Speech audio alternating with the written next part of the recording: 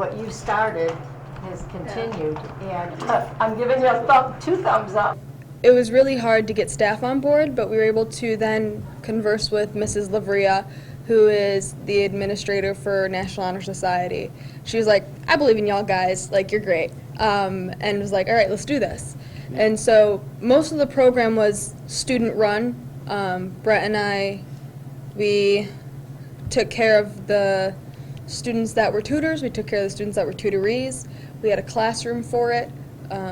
We regimented everything out, and we made sure people were getting their times in. We signed the sheets to let people know that they were getting their hours so that they could turn in for National Honor Society. And it took that kind of little launching for teachers then to understand, be like, oh, they weren't kidding. And then like a bunch of teachers, of course, then jumped in and they're like, oh, if you're struggling in my class, go to this tutoring section. And then teachers actually started recommending our program to their students that were struggling. And then it really became an honor because you saw like all these teachers really start to believe in us, and kind of it was like this one big unit that came together and solidified completely throughout all of the school. It wasn't just, it's still student run and student organized, but the teachers are also like believing in it, which is more than we could ever ask for. I think I remember one time that we had 39 kids on academic probation in the beginning, and we actually ended up making it where none of them were on probation at one time. So that was awesome. That was really cool. I remember I had a kid who was struggling with history, and they got their 19 and turned it into a 91. And I mean, I still have like staff members being like, it's just because you ride them hard and you don't take anything, and you.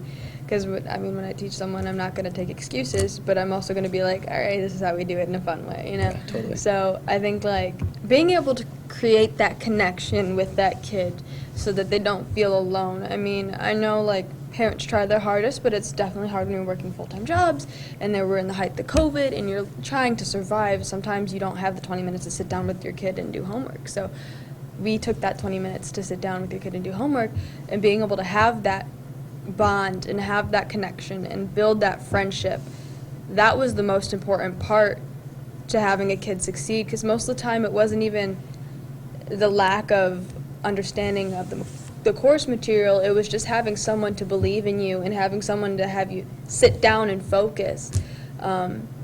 So it was nice seeing many kids improve their grades, but it was also nice connecting with so many people on a level and giving people hope and believing in people and letting them believe in their self, you know. That's more vital than a singular course grade. We taught kids how to believe in themselves, and that was unbelievably rewarding. Yeah, for sure. I mean, I trust the staff here a lot. I've had some amazing relationships with teachers, and also, I mean, I obviously trust Mike a lot. He's done a great job so far keeping the program running smoothly.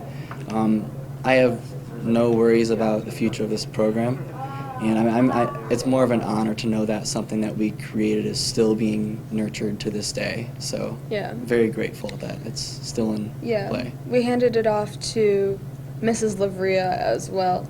So we handed it into the National Honor Society program along with Michael Covert taking leadership in it.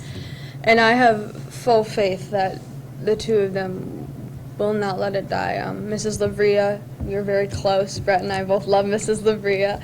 So we definitely trust her with the program. And on top of that, I couldn't pick someone better like Michael to kind of take leadership, because I know he has the passion and the drive and the work ethic to be able to lead a program, and not only lead it, but do it well. Yes. Yeah.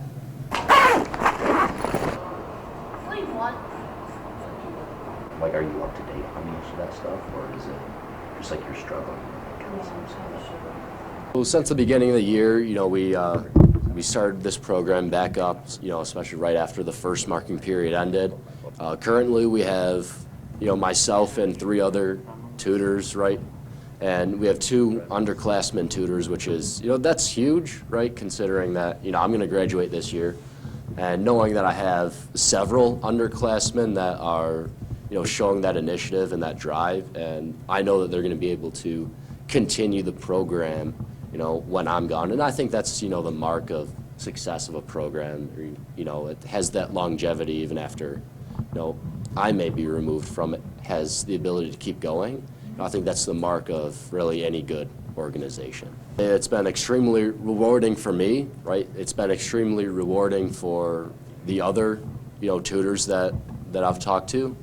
And it's something that is very unique, right? I've never heard of another, peer-to-peer outreach program like this. And I think that just goes to show the strength of the LeRoy community.